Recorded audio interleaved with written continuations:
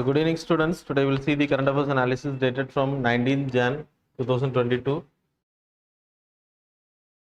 The first is about the report taken by the US independent organizations. NASA website la irundhu. So 2021 will be the warmest year, sixth warmest year. 2020 19 அதே மாதிரி 16ல இருந்து you having warmest. இப்போ high record 2021 வந்து denote பண்ணிருக்காங்க. So it was taken not an official announcement, it was like independent organization announce பண்ணிருக்காங்க இந்த டேட்டாஸை வச்சு. Northern hemisphere வந்து கிட்டத்தட்ட 1880 that first industrial revolution time periodக்கு அப்புறம் 1.1 degree centigrade increase ஆயிருக்கு அப்படின்னு சொல்லப்படுது. And then northern hemisphere third highest warm year. Southern hemisphere எடுத்தா 9th highest. இது வரைக்கும் appear ஆனதுல 9th highest.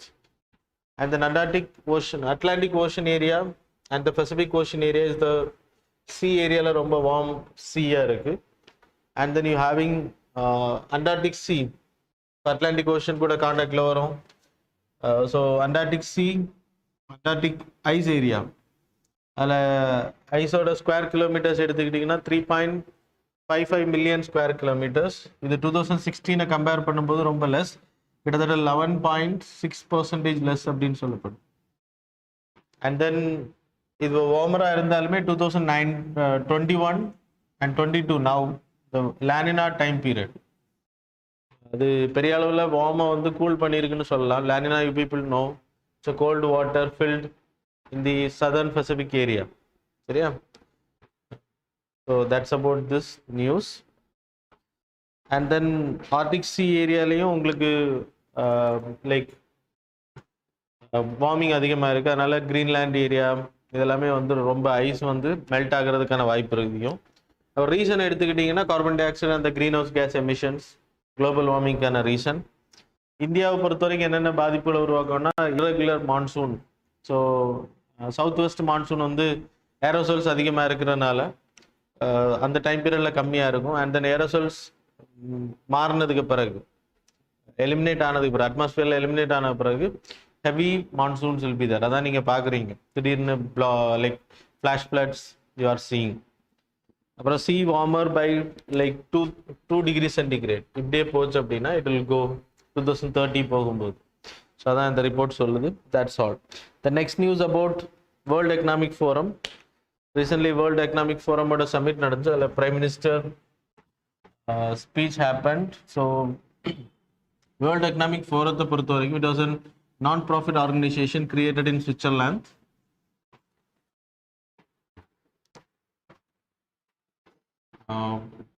World Economic Forum it was created in Davos conference அப்படின்னு பேரு.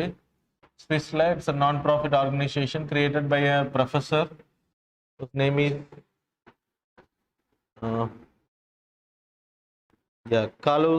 Klaus Schwab.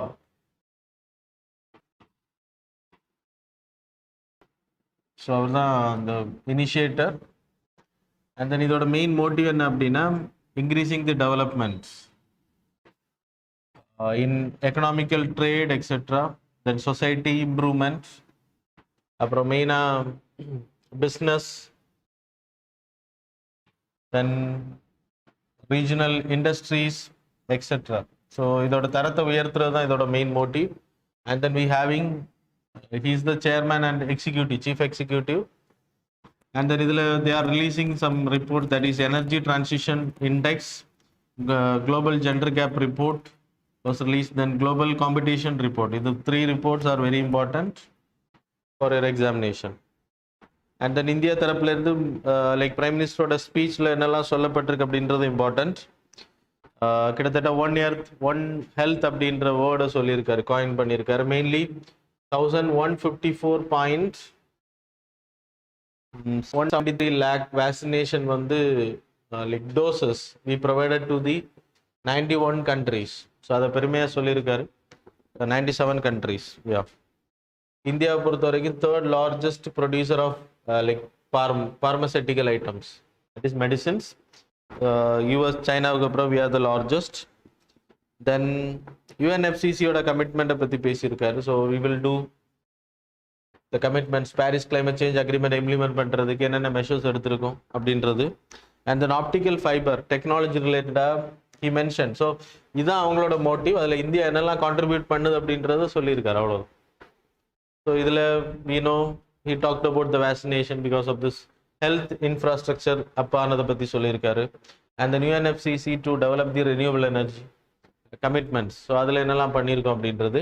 அப்புறம் technological improvement for society, that is 6 lakh வில்லேஜஸ்க்கு வந்து optical fibre OFC connections எடுத்துகிட்டு போயிருக்கோம் அப்படின்றது சொல்லி கிட்டத்தட்ட 1.3 trillion were invested in this area.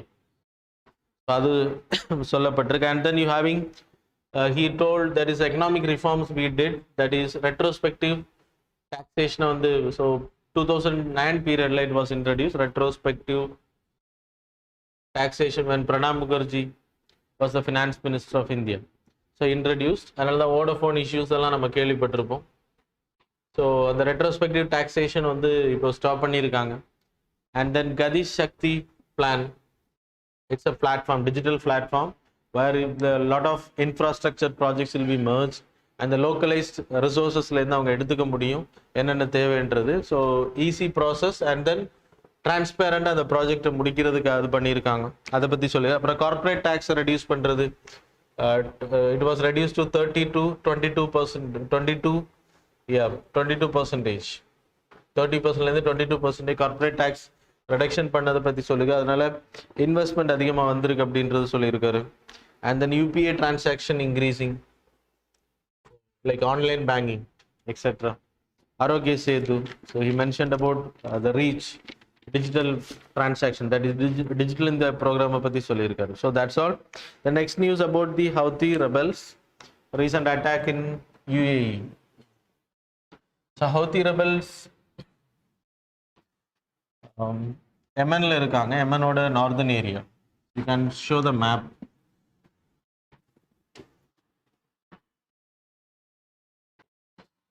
You can see in this map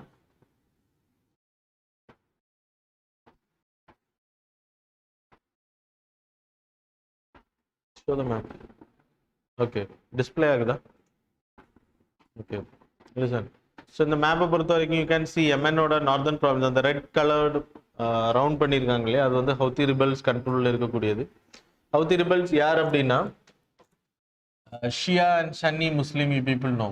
Shia and Sunni Muslims. Sunni Muslim. Shia groups are like liberals and then they are orthodox people, Sunni Muslim. So இவங்க ரெண்டு பேருக்கான conflict தான் இங்கே ப்ராப்ளமாக இருக்கு. The Shia Muslimல there are some sects, that is Saidi அப்படின்ற sects. Saidi, yeah. Saidi அப்படின்றது it's a sect. It was created. No need to study, go in deep. No need to go deeper போக தேவையில்ல. Saidi அப்படின்ற it's a sect of Shia Muslim. இதை follow பண்ணுற person தான், there's a person and his father, that is Hussein al-Houthi. Al-Houthi and his father name Badr. The names are not important, just know the story. Badr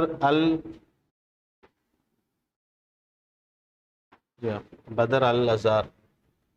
So இவரோட Sun இது Hussein al-Houthi.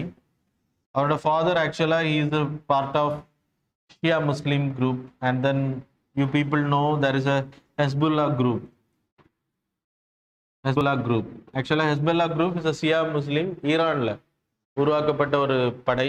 ஈரானின் revolution time பீரியட்ல ஈரானோட revolution time பீரியட்ல it was created. Iran Islamic the காட்னு சொல்லுவாங்க. So it's like a rebellion group. So இந்த குரூப்போட தாக்குதல் எங்கெல்லாம் இருக்கும் அப்படின்னா, யாரெல்லாம் சுன்னி முஸ்லீம் பாப்புலேட்டட் கண்ட்ரிஸ் இருக்காங்க அங்கெல்லாம், Saudi. So they are noted as terrorist group by the Saudi etcetera. Sunni Muslim கண்ட்ரிஸுக்கு எதிரானவங்க இவங்க. இவங்களோட ஃபாலோவர் தான் இவரோட ஃபாதர் பதர் அல். சரியா? ஸோ இவர் வந்து ஷியாவோட செக்ட், சைதி செக்டை வந்து ரிவைவல் பண்ணுறதுக்காக ஆரம்பிக்கப்பட்டது அந்த Houthi rebels. So this is the history of the creation of Houthi rebels. இந்த ஹவுதி ரெபல்ஸ் என்ன பண்ணாங்க அப்படின்னா, யமன் வந்து it was controlled by Abdul Saleh. He is a Sunni Muslim. புரியுதா? அப்துல் சாலே. ஸோ அவருக்கு எதிராக புரட்சி பண்ணாங்க 2004 இந்த குரூப்ஸ். அண்ட் தென் கவர்மெண்டோட ஆதிக்கத்தினால இவங்க எல்லாம் கொல்லப்பட்டாங்க. ஹுசைன் அல் ஹவுத்தி எல்லாம் no more now. I don't know about his father, but Hussein al-Houthi, who is the founder of this Houthi Rebels, he is no more. And the Houthi Rebels அதுக்கப்புறம் strengthening ஆகுறாங்க கொஞ்சம் கொஞ்சமாக. 2011 33 இயர்ஸாக இவர் பிரசிடெண்ட்டாக இருக்காரு, எம்எனோட பிரசிடெண்ட்டாக. Arab Spring, that is a rebel, துனிஷியாவில் ஆரம்பிக்கப்பட்ட அந்த அரப் ஸ்ப்ரிங் வந்து எல்லா நாடுகளும் பரவுது. அதில் எமன்லேயும் அது இன்ஃப்ளூயன்ஸ் ஆனதுனால அங்கே இருந்தும் அப்துல் சாலே வந்து force to resign. He stepped down from the post, but he was supported by the US force and then Saudi. Saudi is doing war here. Yemenல கிட்டத்தட்ட 2011 இருந்து we having war in this. Saudi is having war against this Houthi rebel group. Houthi rebels are supported by the Hezbollah group. I hope you people are getting. Houthi வந்து like Houthi rebels உருவாக்குனவரோட father Badr al, he is the follower of this Hezbollah group. So இவர் தான் அதை உருவாக்குற Houthi rebels. Zaidi செக்டை வந்து revivalist பண்ணுறதுக்காக. ஏன்னா அங்கே population, எமனோட population is maximum is Shia Muslim. ஆனால் அங்கே கண்ட்ரோலர் யார், கிங் யார் அப்படின்னா சன்னி முஸ்லீம் பாப்புலேஷன். ஸோ அதுக்காக தான் புரட்சி. இப்போ 2011 த வார் இஸ் கோயிங் ஆன். யாரெல்லாம் எமன் கவர்மெண்ட்டுக்கு திருப்பியும் அவங்க கண்ட்ரோலில் வர்றது ஹெல்ப் பண்ணுறாங்களோ அவங்களெல்லாம் அட்டாக் பண்ணுறாங்க. சவுதி அரேபியா, யூஎஸ்ஏ அட்டாக் பண்ண முடியாது. ஸோ ட்ரோன் அட்டாக் மூலமாக இதே மாதிரி ஹவுதி ரெபல்ஸ் 2020 சவுதியோட அராம்கோ ஆயில் வெல்ஸில் போய் தாக்குதல் நடத்துனாங்க ட்ரோன் மிசைல்ஸ் மூலமாக. அதுவும் உங்களுக்கு தெரியும். அது மாதிரி ட்ரோன் அட்டாக் ரீசெண்டாக இப்போ பண்ணியிருக்காங்க யூஏஇயில். 3 Indians died அப்படின்ற news. So this is important for history is important, attacks are not important. காரணம் சொல்லிட்டேன் எதனால் அப்படின்றது. The war is not ended. Proxy wars are happening also. The next news about world employment social outlook. The International Labour Organization that release பண்றாங்க. The report, it talks about the employment losses and the employment generation. So கிட்டத்தட்ட 207 million people will lose the job by 2022. அதுக்கு கோவிடோட effect அப்படின்றத சொல்றாங்க.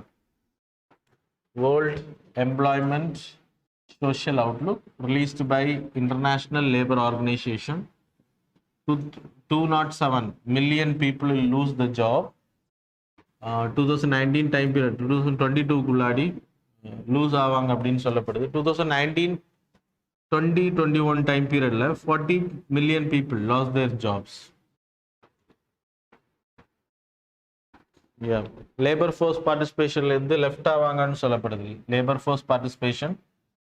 And 2021 52 million people lose their jobs.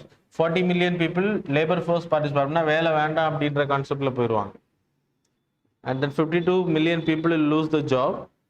And mainly job related. அதே மாதிரி 30 million population of adult population will go in poverty, extreme poverty. Extreme poverty னா 1 டேக்கு வந்து purchasing power $1 கீழே வர்றது, which means 1.90. World பேங்கோட concept, per day concept. So அது கீழே போயிடுவாங்க அப்படின்னு சொல்லப்படுது. அது மாதிரி பெண்கள் அதிகமாக பாதிக்கப்படுவாங்க. பிகாஸ் பார்கெனிங் எஃபெக்ட் ரொம்ப கம்மியாக இருக்கும் பெண்களுக்கு. அதனால ஒரு ரீசனாக சொல்லப்படுது equality. So those things have to be improve. So அதான் ரெக்கமெண்டேஷன் பண்ணியிருக்காங்க. So that's all. And then ILO ஆர்கனைசேஷனை பற்றி சொல்லணும் அப்படின்னா 187 members are there. Indian International Labour Organization, International Child Labor, லேபருக்கான மினிமம் வேஜஸ், இதெல்லாம் லைக் கன்வென்ஷன் மூலமாக, ப்ரோட்டோகால் மூலமாக கன்வென்ஷன்ஸ் வேர் மேட்.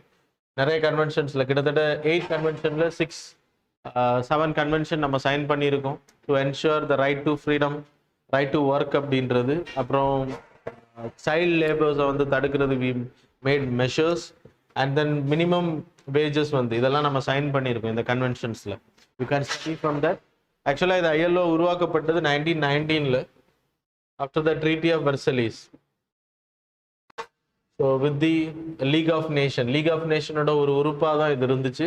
அந்த league of nation came to end by 1944 and 45 you have the creation of United Nations. So United Nations the first specialized agency ILO மாறுது. So that's all. These are the things. And 1969 it was awarded with Nobel Prize. So இதெல்லாம் தெரிஞ்சுக்கோங்க. You can study from the PDF. No need to explain. That's all. Then sixth news about Indonesia would capital.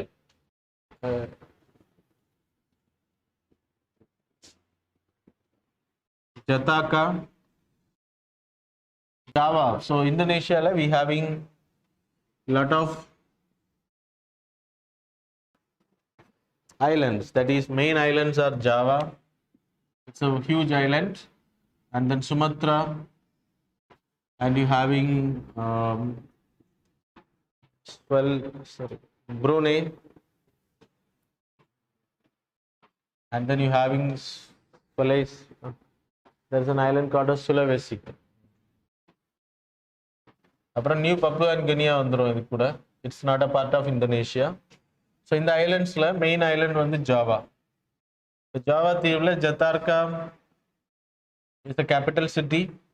So இது வந்து 2050களில் 2015 சீ level rice ஆகுறதுனால தண்ணியில் போயிடும். And the flood will increase because sea level rise ஆகும்போது water flow இருக்காது. நீங்கள் இப்போ சென்னையோட ஃப்ளட்டில் அதான் சொன்னாங்க, water level rise, sea level rise ஆகுறது, it will disturb. Density of water of sea level is higher, then it will not allow the sea water inside. அது ஓவர் ஏறும்போது கடல் அளவு ரொம்ப லேண்டுக்குள்ளே வரும்போது it will happen. கீழே இருந்துச்சுன்னா நோ ப்ராப்ளம். sea level லேண்டை விட ரொம்ப கீழே இருந்துச்சுன்னா it's not a problem. So இந்த ஃப்ளட்டிங் எல்லாம் தடுக்க முடியாது. So water level will cover this Jakarta. So இதை தடுக்கிறதுக்கு இந்த கேபிட்டல் சிட்டியை இப்போ ப்ரூனேல மாற்றுறாங்க. there's a place called as நுன்சன்தாரா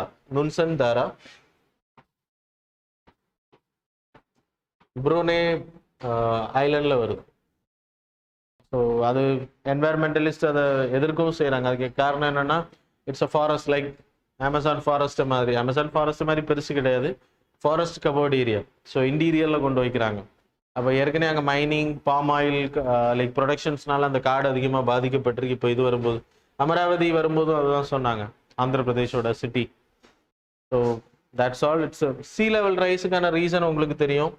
over expansion, thermal expansion, that is heat sea level அதிகமாகிறதுனால வாட்டரோட expansion will increase and then water level increase. அப்புறம் melting of ices because heat வந்து ஒரு Arabian sea and then Bay of பெங்காலில் உங்களுக்கு heat அதிகமாகுது. Arabian sea is more like warmer than the Bay of Bengal. அதுக்கான reasons salinity also. அப்புறம் இந்த water வந்து லிங்க் ஆகும்ல எல்லா வாட்டர் கூட. அரேபியன் சீனால இன்ஃப்ளூயன்ஸ் ஆகுதுன்னு நான் சொல்லலை. பசிபிக் ஓஷனில் we studied. And then Atlantic ஓஷனில் இந்த வார்ம் வாட்டர் என்ன ஆகும்னா Greenland and then Antarctic like continent கூட பனி அது கூட கான்டாக்டில் வரும்போது ஐஸ் வந்து மெல்ட் ஆகும். மெல்ட் ஆகும்போது automatically you will lose more melting of ஐசஸ்.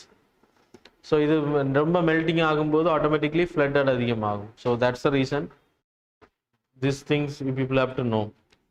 India பொறுத்தவரை we are taking measures. அதே மாதிரி வேர்ல்டு லெவல்லே நிறைய லைக் இப்போ இந்த தீவுகளுக்கு பக்கத்தில் என்ன பண்ணுறாங்கன்னா சுவர்கள் எழுப்புறாங்க, பெரிய வால்ஸ், இந்த தண்ணி உள்ளே வராமல் இருக்கிறது. அது நிறைய நாடுகளில் பண்ணிட்டு இருக்காங்க. நார்த் சீல we having NED dam.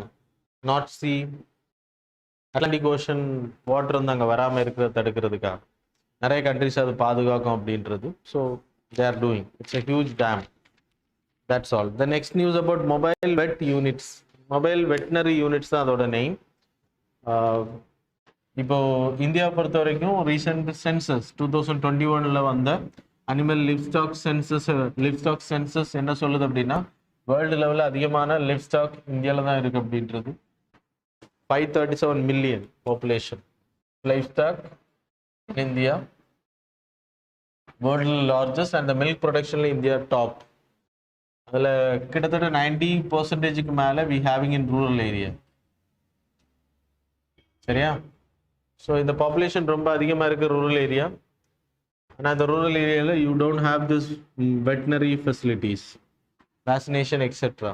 So அது இல்லாதனால என்ன ஆகுது அப்படின்னா ஆட்டோமேட்டிக்லி கால்நடைகள் அதிகமாக லைக் பொவைன் மட்ஸீஸ் அப்படின்ற வியாதிகள். ஸோ இதெல்லாம் மில்கோட ப்ரொடக்ஷனை குறை, கிட்டத்தட்ட ஒரு கேட்டில் மட்டும் 10 லிட்டர்ஸ் வரைக்கும் அது கம்மி பண்ணுறதுக்கான வாய்ப்பு இருக்குது. ரொம்ப பால் வராமல் தடுக்கும். ஸோ இதெல்லாமே ப்ரொடக்ஷனை தடுக்கும் போது இந்த கால்நடைகளோட வைக்கிறது it will become burden for the rural people. Mainly கிட்டத்தட்ட இதில் வரக்கூடிய மில்கில் 75% எங்கேருந்து வருது அப்படின்னா 4 இல்லைன்னா 3 கால்நடைகள் வச்சுருக்கவங்ககிட்ட இருந்தோம். அப்போ அவங்க வந்து they are not big farmers, they are very poor farmers. If they like நோய்கள் வந்து பாதிக்குது அப்படின்றப்போ ஆட்டோமேட்டிக்லி அவங்களோட வாழ்வாதாரம் பாதிக்கப்படும். ஸோ அதான் இங்கே so that's why government introduce mobile veterinary unit. So இது வில்லேஜஸ் ஏரியாவில் போய் பீப்புளுக்குன்னா வெட்டினரி லைக் கேட்டல்ஸுக்கு வந்து ட்ரீட்மெண்ட் கொடுக்கறதுக்காக it was doorstep model introduce பண்ணியிருக்காங்க. வீடுகளுக்கே டைரெக்டாக போயிட்டு ட்ரீட்மெண்ட் கொடுக்குற மாதிரி. And then immunisation etcetera. And then கேட்டல்ஸோட ப்ரொடக்ஷன் இந்தியாவில் அதிகப்பட்டது. We having Rashtriya Gokul mission. And then we having bovine national livestock mission இருக்குது. அதில் தான் இந்த ராஷ்ட்ரிய கோகுல் மிஷன் வருது, இண்டிவிஜுவல் ப்ரீடை அதிகப்படுத்துறதுக்காக. அண்ட் தென் செமினைசேஷன் ப்ரோக்ராம் இருக்குது. And we having mobile veterinary units இப்போ சொன்னேன். அதே மாதிரி we having problem of AMR. ஏஎம்ஆர்னா என்னது? Antibiotic resistance. ஸோ அது ரொம்ப அதிகமாக இருக்குது. அதை தடுக்கிறதுக்கு we having measures we are taking. So these are the things concerned எடுத்துக்கணும் அப்படின்றத இந்த ரிப்போர்ட்டில் சொல்கிறாங்க. ஸோ லிவ் ஸ்டாக் வந்து இன்சூரன்ஸ் பண்ணுறது ஆல்ரெடி இட் வாஸ் கமிட்டியில் அனௌன்ஸ் பண்ணது. That is not important. Agriculture ரிலேட்டடாக லிவ் ஸ்டாக்கோட கான்ட்ரிபியூஷன் இஸ் வெரி ஹை. அது ரூரல் ஏரியாவில் 90% பீப்புள் யூஸ் பண்ணுறாங்க அப்படின்றப்போ மொத்த ப்ரொடக்ஷன் அங்கே தான். ஸோ அதுக்கேற்ற மாதிரி டீசென்ட்ரலைஸ் பண்ணணும் அப்படின்றதான் இதோட ரெக்கமெண்டேஷனாக இருக்குது. So that's all about the current affairs. Any doubts you can ask.